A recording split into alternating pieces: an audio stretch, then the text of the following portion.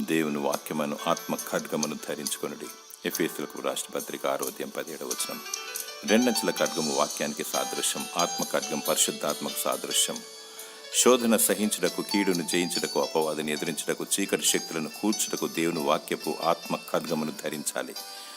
చూపు ద్వారా, క్రియ ద్వారా, తలంపు ద్వారా, మనస్సు ద్వారా, వినికిడి ద్వారా, ప్రాణాత్మ దేహం ద్వారా లోక మాలిన్యత అంటకుండా, పాపానికి శాపానికి గురి కాకుండా దేవుని వాక్యపు ఆత్మ ఖడ్గమును ధరించుకోవాలి.